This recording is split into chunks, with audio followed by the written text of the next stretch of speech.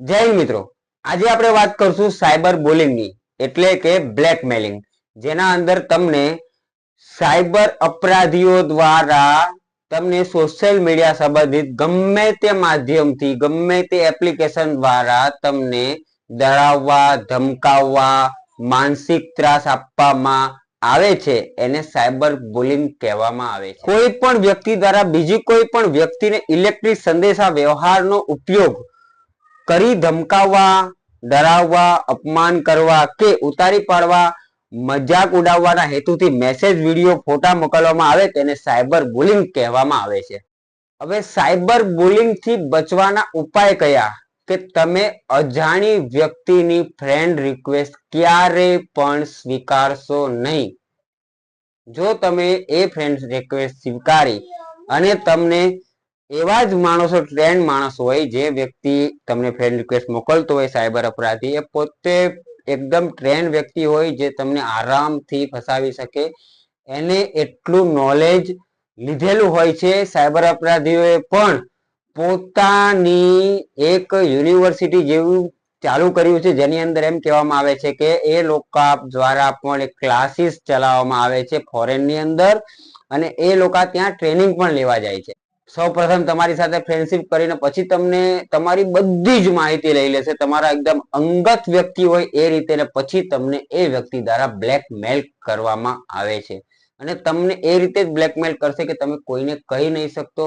અંતે ઘણા લોકોએ આમાં ફાંસી સુધીનું પગલું ભરી ચૂક્યા છે.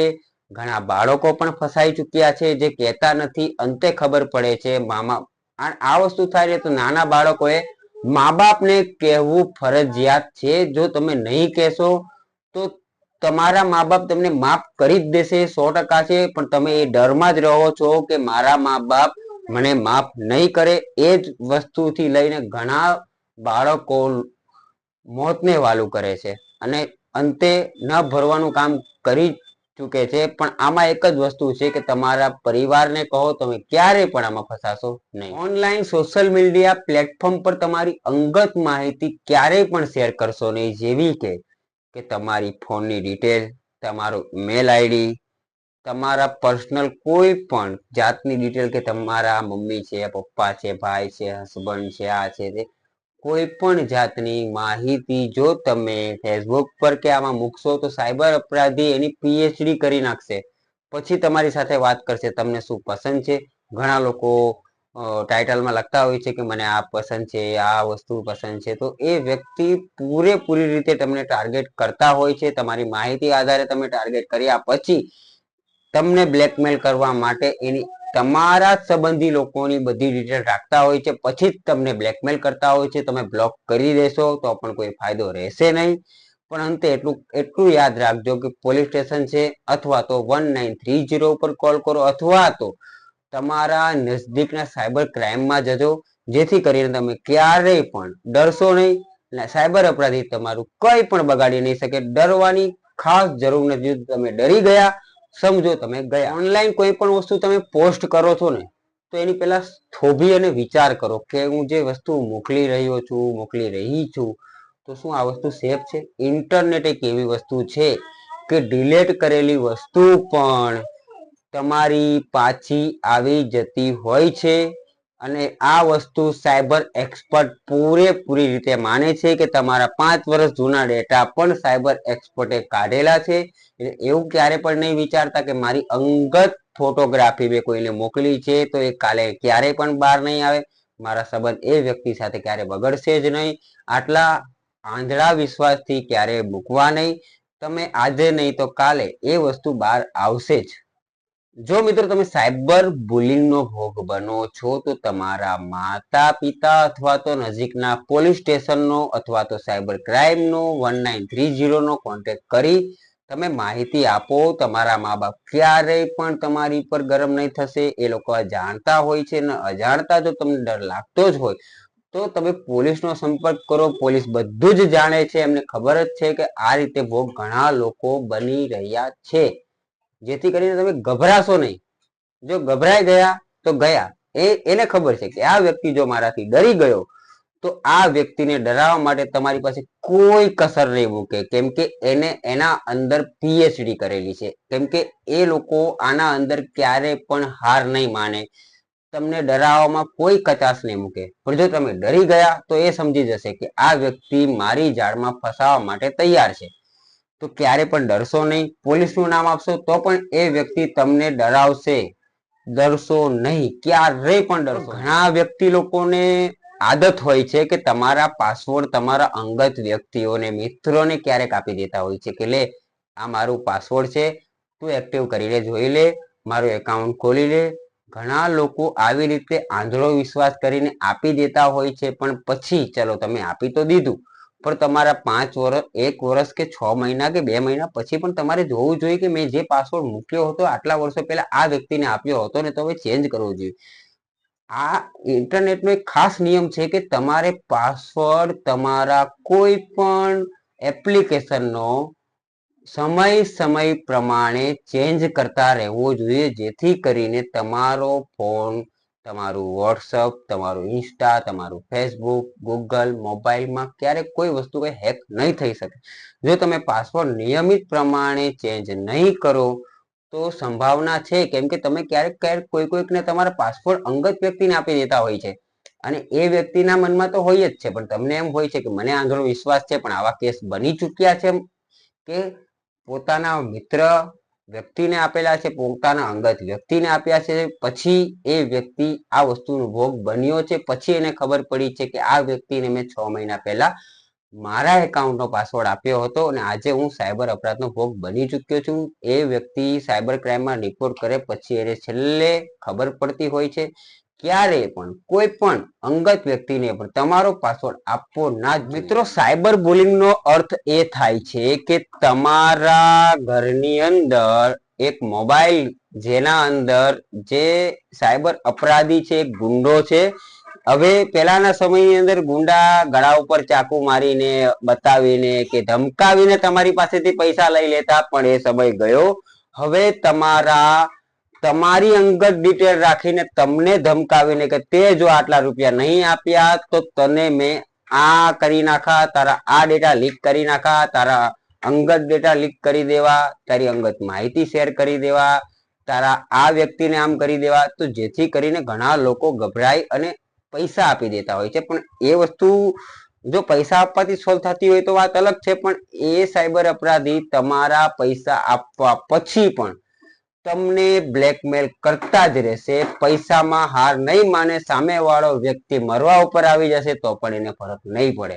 એટલે ક્યારેય પણ સાયબર અપરાધીને 1 રૂપિયો આપવો નહીં. જો તો આપ્યો તો તમે ગયા. મિત્રો, સાયબર બુલિંગની અંદર ઘણા લોકો એમ વિચારતા હશે કે આ વ્યક્તિ ભોગ બનશે, પરંતુ એક જ વસ્તુ છે આની અંદર, બાળકો. 50% બાળકોને સાયબર બુલિંગની અંદર સ્કેમર્સ એને જ ટાર્ગેટ કરતા હોય છે, સારી ફેમિલી જોઈને, સારું બેકગ્રાઉન્ડ જોઈને, અને એ ડેટા અથવા તો બહાર વેચાઈ રહ્યા છે, અથવા તો તમારા જ સોશિયલ મીડિયાના એકાઉન્ટ દ્વારા તમને જોઈને ચેક કરતા હોય છે કે આ ડેટા અહીંથી જ મળી ગયા, બસ પછી તમને ટાર્ગેટ કરતા હોય છે. અને 50% બાળકો સાયબર બુલિંગનો શિકાર થઈ રહ્યા છે. અને આના અંદર કેવું હોય છે કે બાળકોને જો બ્લેકમેલ કરવા હોય તો ક્યાંથી કરવા? તો એ લોકો પાસે પણ ઓપ્શન છે ગેમ.